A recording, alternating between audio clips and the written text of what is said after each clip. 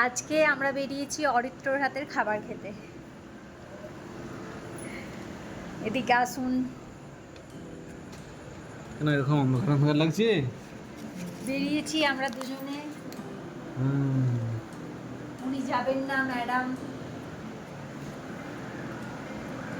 পড়াশোনায় মন দিয়েছেন তো যাই হোক, চলুন যাওয়া যাক। অরিত্র খুব সুন্দর রান্না করতে পারে।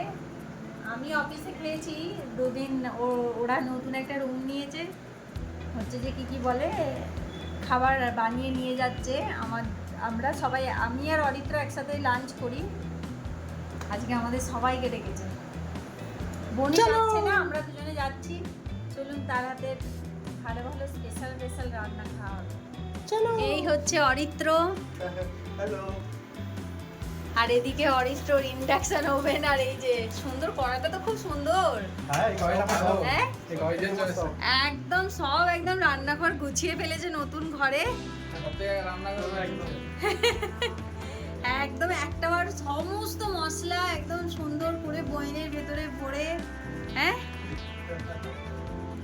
এদিকে হচ্ছে ফ্রাইড রাইস, তাই তো? ফ্রাইড অলরেডি রেডি আছে। সমি দেখি দে এইটা। এদিকে ফ্রাইড রাইস আছে, খুব সুন্দর গুছিয়েছো। এদিকে আমার চিকেন আজকে পাওয়া যাচ্ছে না। চিকেন আচ্ছা ম্যারিনেট করা আছে। এই ম্যারিনেট করা আছে চিকেন। আর এই যে ছোট বাচ্চার জন্য চকলেট আনা হয়েছে। এই যে এদিকে অর্ধেক বানানো হয়েছে, আবার অর্ধেক হচ্ছে এদিকে। এই যে একজন আছে আর একজন এখনো অফিসে, তাই তো? অফিস থেকে এখনো আসেনি। কল করতে বলতে ওষুধ কি? ওষুধ আমি তো বললাম তোর যদি শরীর খারাপ হয়ে যাবে তাহলে আমি রুম থেকে বের করে দেব। আমি আর হসপিটাল ছুটছি না। ওকে বারণ করি যে এত চাপ নিস না। সেখানে স্যারকে ফোন করে আমি বলি যে স্যার ওকে এরকম চাপ দিচ্ছেন, শরীর খারাপ। যে দই লস্যি এবার, তাই তো? সর্ব দেখ ওই তো মিক্সি দরকার। আচ্ছা মিক্সি নেই তো কি হয়েছে, হাতে মিক্সি হয়ে গেছে এখন। এই কি সুন্দর তেলের ডিব্বাটা। আমার মাকে দেখি ওটা আমার বাড়ি থেকে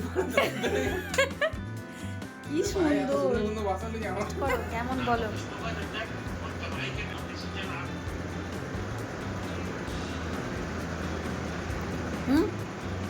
জবরদস্ত না?